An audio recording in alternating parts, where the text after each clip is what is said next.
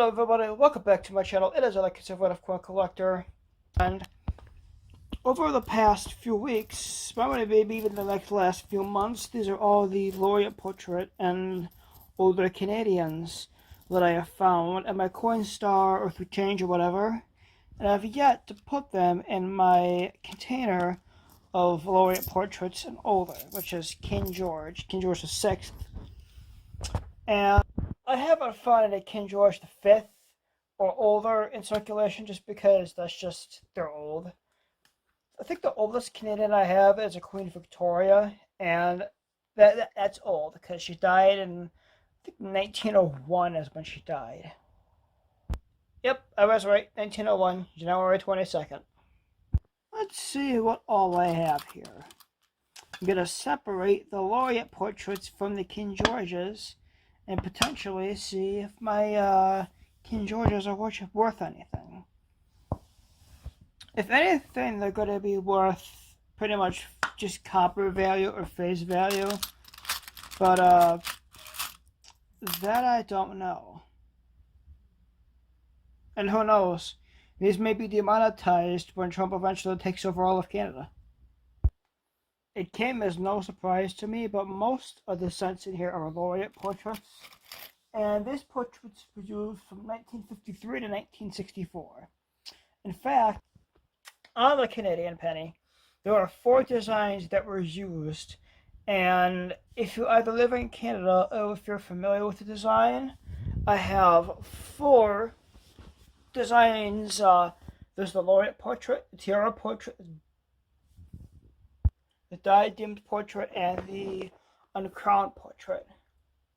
The uncrowned portrait was the last of the portraits of the Queen that was used on the Canadian cent until it was discontinued in 2012.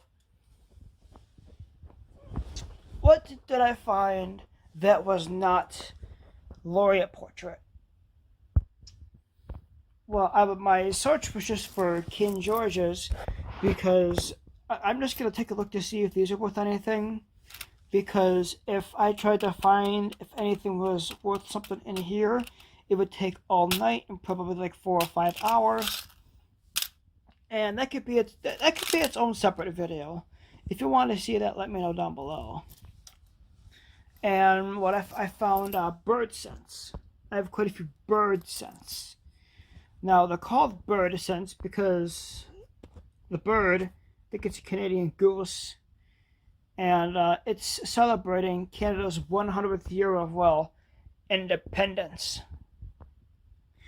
If Canada is independent, then why is the King and the Queen still having money? That's a question for the people who still live in Canada. It being the 1960s, you can see the tiara portrait here.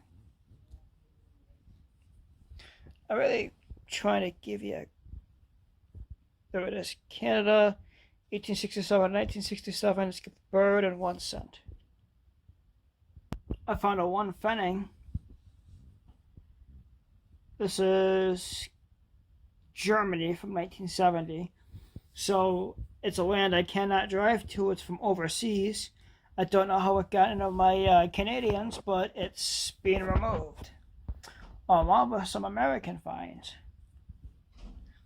I got an Indian head cent from 1907, a very interesting tone 1995, and a 1948 wheat cent. Taking a closer look, it's in fact in 1942, but I digress. It doesn't really matter. When it comes to currency for the bird cent, I have 8 of them here. All 8 of these equal 8 cents. All bird cents or bird pennies are worth just a penny and not really much more. I keep them based on the historical significance of it being the penny to celebrate Canada's 100th anniversary. And the fact that the bird design just looks pretty cool. My King George cents here. Now, King George is the father of Queen Elizabeth. Now the Queen, she reigned for 70 years. And that's the longest any monarch pretty much has ever reigned. And her father, King George VI, reigned from December 11th, 1936, until he died on February 6th, 1952.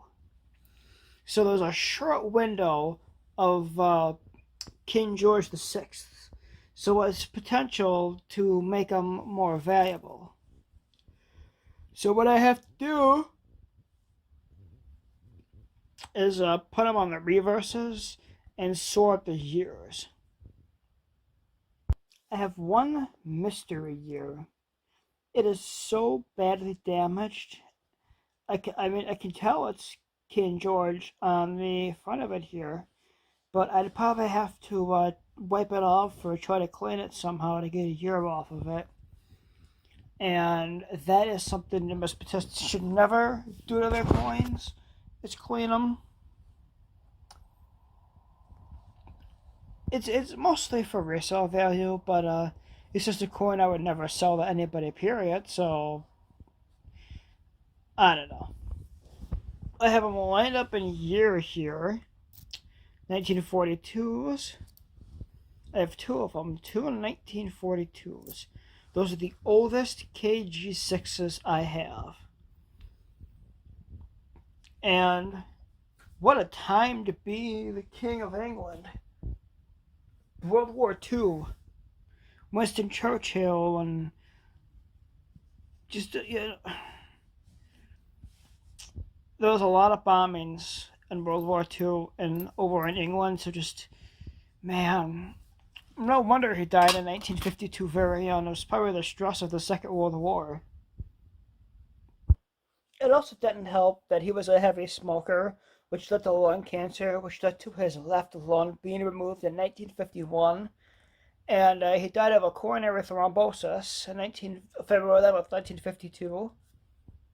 They say his death was pretty sudden, and his medical record was very well hidden, so it's a possibility that cancer could have spread, and even spread to his heart. There are such a thing as heart tumors, and if you have cancer there, it's not good. You got like a 1% survival rate. The 42s, I'm not getting a direct answer. They say from a few cents to a few bucks. But the 43s, on the other hand, they're between 10 and 25 cents, which, considering 10 cents is like 1,000% markup, I would consider those, that's pretty cool. 1945, in an uncirculated, beautiful condition, can be worth about $3. But this is probably going to be worth just maybe face value, if not just a few cents. The 1946s can be between $1 and $2.15 in the right condition to the right buyer. Of course, like with all the American coins or any coins that anybody can cover, it all depends on the condition. And it's definitely circulated, but it's also it's definitely not in bad condition by any stretch of the imagination. Bad news for the 1949s. The 49s are worth 1 cent. What about the 47s that I missed? A few cents. And moving on to the... Oh! Looks like I have a 1940 and a 1950. I thought they were all 50s. So, the 1940 is the oldest that I have. The 1940 can be worth about 3 to 10 cents. And the 1950 can be worth about maybe between 50 cents and $3. To the right buyer in the right condition, of course. Whatever, moving on to 51s, 51 and 52. Unfortunately, with the 51 and the 52, they're only worth about a few cents. So the 1950 is actually the most valuable one if it was the correct grade, and the correct everything else. I wouldn't say my 1950 is very heavily circulated, but I'm sure it's seen a countertop, a pocket, and a cash register or two. And where I got it, I probably got it out of circulation from penny box coin roll hunting. That's where I got a majority of my laureate portraits and King Georges. And I see almost daily other types of Canadian cents that are not the laureate portraits. I only keep laureate portrait and older because I see so many Canadian pennies, Canadian coins in general on a daily basis. And I don't even live in Canada. I'm in the United States, but I'm in the Northeast. I live about an hour from the Canadian border. Uh, Niagara Falls, Ontario is about an hour from my house. Just to give an idea of how close I am to the border. And Niagara Falls is very heavily populated. The whole stretch of Canada that's near Western New York is all very popular, and I'm sure all the change comes from there, and then the Niagara Falls Outlet Mall I'm familiar with. I'm sure they get a lot of Canadians. The Galleria Mall gets a lot of Canadians and Canadian coins, and it just trickles on down to where I am.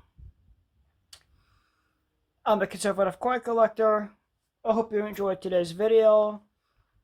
Maybe in a future video I can tackle my laureate portraits, but that is going to take at least minimum 5 hours to organize and do the research, so maybe in a future video. It depends if you're interested. I'm signing off. So long, everybody.